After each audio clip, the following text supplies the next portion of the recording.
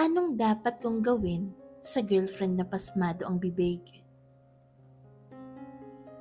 Hindi ko akalain na darating ako sa punto ng buhay ko na mapapatanong ako ng ganito.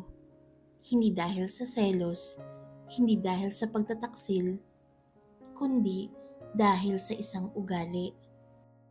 Isang ugaling kayang wasakin hindi lang ang relasyon, kundi pati respeto sa pamilya. 6 na buwan pa lang kami ng girlfriend ko. Tawagin na lang natin siyang Trish. Pangalawang girlfriend ko siya, kaya akala ko mas maingat na ako ngayon. Mas matured na, mas marunong na pumili.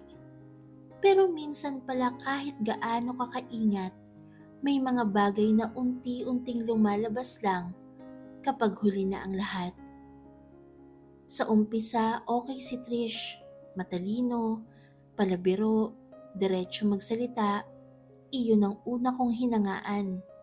Akala ko honesty lang. Akala ko refreshing lang na may taong hindi plastic. Hindi pa sweet sa harap pero naninira sa likod. Sabi ko sa sarili ko, ayos to ah. Totoo siyang tao. Pero may linya pala sa pagitan ng honest at walang preno. At hindi lahat ng katotohanan ay kailangang ibato sa mukha ng ibang tao, lalo na kung wala namang magandang maidudulot. Last birthday ng mama ko ang unang pagkakataon na makasama ni Trish ang pamilya ko. Kinakabahan ako noon. Alam ko ng bibig niya, mabilis, direkta, minsan masakit. Pero umaasa ako. Umaasa ako na kapag pamilya na ang kaharap, lalambot siya, magiging maingat. Si Mama, may maliit na food catering business. Hindi siya sikat, hindi siya sosyal, pero masipag siya. Madalas, friends, kapitbahay at kakilala ang customers niya.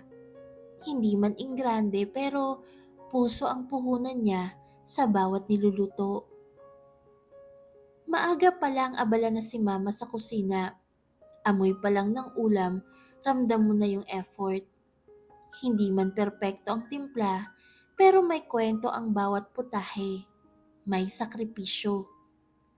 Pagdating ni Trish sa bahay, sinalubong siya ni Mama ng may ngiti. Hala Trish, tikman mo nga to. Kakaluto ko lang. Kinuha ni Trish ang kutsara. Tumikim, ngumiti ng kaunti. Tapos bumulong sa akin. Ang tabang.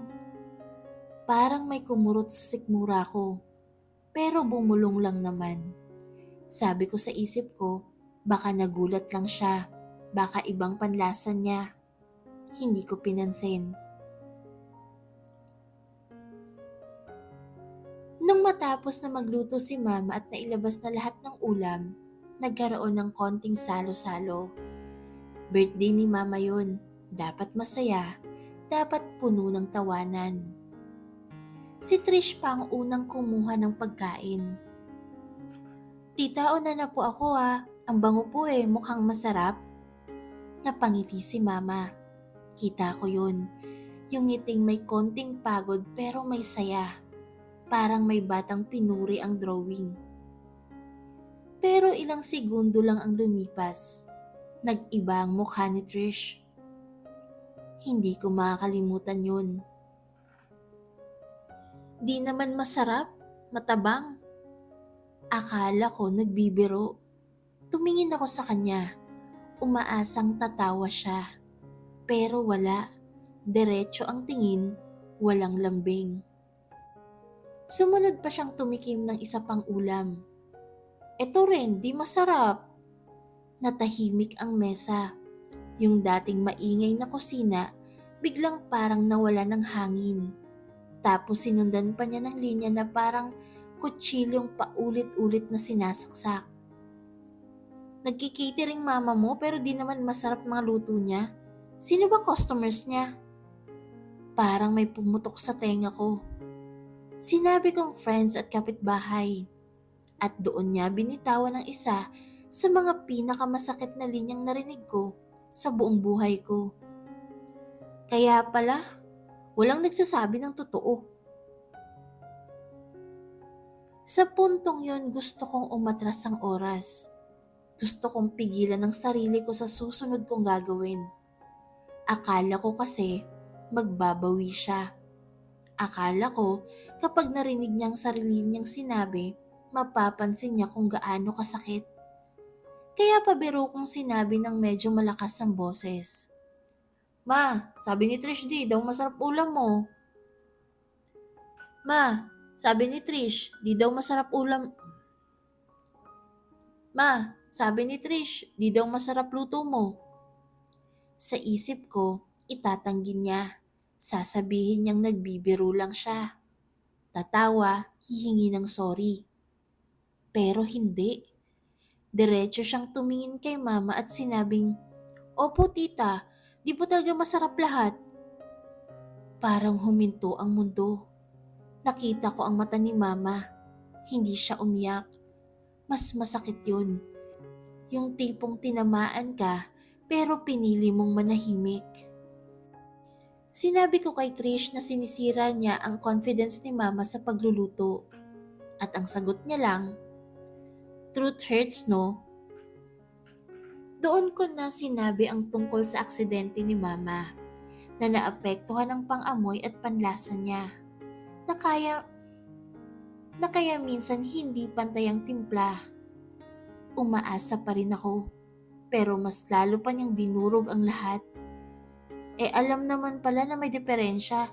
Nagluluto pa sa okasyon, nagbebenta pa ng niluto. Walang emosyon, walang empathy, walang konsensya. Birthday ni mama yun. Walang nagsalita, walang sumagot, parang may libing sa gitna ng handaan. Si mama tumayo, nagkunwaring may aasikasuhin sa kusina. Alam kong umiiyak siya roon. Ramdam ko, anak ako eh. At si Trish, parang wala lang, kumain pa. Parang walang sinirang damdamin. Pag-uwi namin, siya pa ang may lakas ng loob magsabi, "Ang babaw mo kung makikipaghiwalay ka dahil lang doon." Pagkababa namin ng sasakyan, hindi siya agad nagsalita. Ako rin. Pero ramdam ko hindi siya nagsisisi. Ang iniisip niya lang, nasaktan siya dahil pinagalitan ko siya. Pagpasok namin sa apartment niya, siya pa ang unang bumuntong hininga. "Ang big deal mo masyado." Doon ako napatingin sa kanya. Hindi galit, hindi pasigaw, pagod, malalim na pagod. "Birthday ng mama ko yun," sagot ko. "At nilait mo siya sa harap ng lahat." Tumawa pa siya ng konti, parang hindi makapaniwala.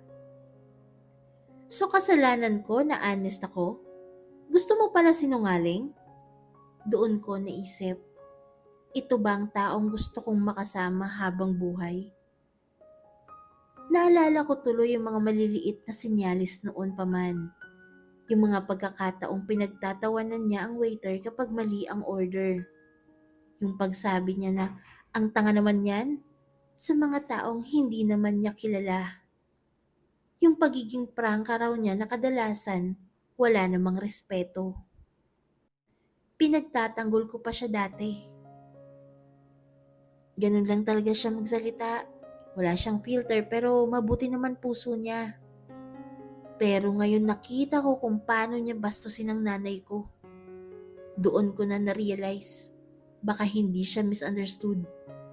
Baka ganun lang talaga siya. Sinubukan kong ipaliwanag sa kanya ng maayos. Hindi lahat ng totoo kailangang sabihin. May mga katotohanang dapat may tamang oras, tamang lugar, at tamang paraan. Pero ang sagot niya lang, kung nasaktan sila, problema na nila yun. Di ko kasalanan kung weak sila. Weak. Tinawag niyang weak ang mama ko. Ang babaeng nagpalaki sa akin mag-isa. Ang babaeng kahit may kapansanan na sa pang-amoy, patuloy pa ring lumalaban para may maipakain sa pamilya. Noong gabing yon umuwi ako sa sarili kong bahay. Hindi ko siya niyakap. Hindi ako nagpaalam ng maayos. Wala akong lakas. Pagdating ko sa kwarto ko, doon ko unang naramdaman ang bigat sa dibdib. Hindi ako umiyak. Parang nadigas muna ang lahat. Hanggang sa pumasok sa isip ko ang tanong na matagal ko nang iniiwasan. Kung ikakasal kami balang araw, kaya ba niyang respetuhin ang pamilya ko? Kung magkakaanak kami, ganito rin ba siya magsalita kapag nagkamali ang anak namin? Kinabukasan kinausap ko si mama. Akala ko galit siya. Akala ko magagalit siya kay Trish. Pero hindi. Ngumiti lang siya, kahit halatamang pilit. Anak, huwag mo na lang pansinin. Baka ganyan lang talaga ugali niya. Mas lalo akong nasaktan doon. Kasi kahit nasaktan na siya, iniintindi pa rin niya ang ibang tao. Samantalang yung girlfriend ko, kahit kaunting empathy, wala. Doon ko na-realize na ang respeto hindi itinuturo ng pilit. Hindi mo pwedeng baguhin ang isang taong hindi marunong makaramdam, hindi marunong magsisi, at higit sa lahat, hindi marunong umamin na mali siya. Mahal ko siya, oo.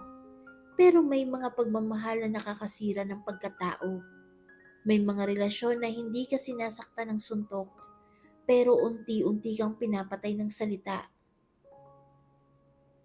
Makaaraan ng ilang araw, nag-message siya. So ano, hihiwalayin mo talaga ako dahil lang sa bibig ko? Hindi ko agad sinagot. Ilang oras din akong nag-isip. Hanggang sa nag-reply ako ng maikli. Hindi dahil sa bibig mo, kung hindi dahil sa wala kang puso sa mga salitang binibitawan mo. Hindi na siya sumagot.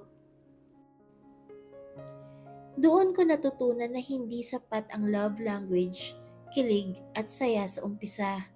Kasi sa huli, ugali ang makakasama mo habang buhay.